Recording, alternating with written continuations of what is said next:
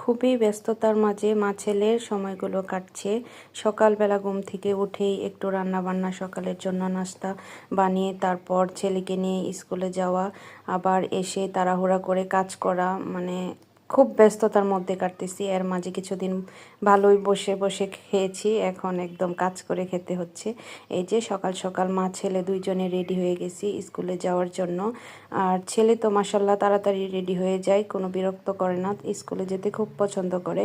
আর এই যে স্কুল থেকে এসেই মাছ ভিজিয়ে নিয়েছি, কারণ স্কুল থেকে আসতে অনেক দেরি হয়ে যায়, রান্নার সময় হয়ে যায়, অনেকটাই টাইম লেগে যায় স্কুল থেকে আসতে। আর এসে তাড়াহুড়া করে রান্না করতে হয়, কারণ দুপুরবেলা তো হাজব্যান্ড 2টা বাজে খেতে আসে, এর আগে আমার রান্না শেষ করতে হয়। আর আজকে হচ্ছে বড় মাছ দিয়ে শসা দিয়ে তরকারি রান্না করব। আর এই তরকারিটা আমি এবং আমার হাজব্যান্ড দুইজনই খুব পছন্দ করি। আর এই যে আমি মাছ ভাজার পাশাপাশি এদিকে শসাটাও কেটে ধুয়ে নিয়েছি। অনেক তাড়াহুড়ো করে কাজ করতে হয়। আমি এমনিতে অনেক তাড়াতাড়ি কাজ করতে পারি, কিন্তু এখন স্বাস্থ্যটা অনেকটাই বেশি বেড়ে গেছে, তাই হাঁপিয়ে যায়। আর এদিকে মাছ ভাজার পাশাপাশি আবার আমি আরেক চুলার মধ্যে তরকারিটা বসানোর জন্য মশলা কষিয়ে কষানোর জন্য রেডি করে নিচ্ছিলাম। আর এদিকে হচ্ছে বিছানার মধ্যে আলু নিয়ে বসছি আলু পোলার জন্য।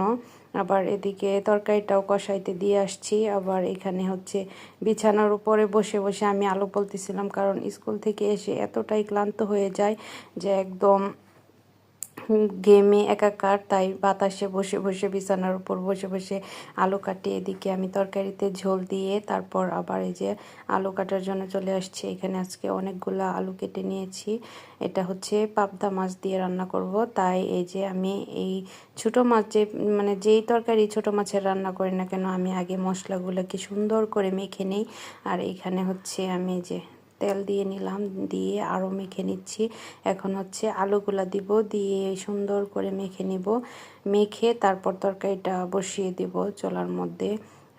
এভাবে মেখে রানলে আমার কাছে খুব ভালো লাগে। এদিকে হচ্ছে আমার বড় মাছের তরকারিটা হয়ে গেছে, আবার এদিকে ছোট মাছের তরকারিটাও আমি চুলাতে বসিয়ে দিয়েছি। আর এই যে ছোট মাছের তরকারিটা প্রায় হয়েই গেছে। ছোট মাছের তরকারিটা হতে হতে আবার এদিকে আমি একটু ডাল ভর্তা বানিয়ে নিয়েছি। আর এই যে সবগুলো তরকারি বাটিতে বেড়ে তারপর এই যে ডাইনিং টেবিলে রেখে দিছি। আমি আবার রান্নার শেষে সব কিছু বেড়ে রাখি। এদিকে ছেলের জন্য একটু ভেন্ডি ভাজিও করে নিলাম। আর এইখানে হচ্ছে কাজ শেষে একটু জানালাটা, মানে রান্নাঘরের জানালাটা অনেক বেশি নোংরা হয়েছিল, তাই একটু পরিষ্কার করে নিলাম। আর ঘর মুছতে এসে একদম এই যে একটা রুমের একটু মুছতেই দেখি এত চুল,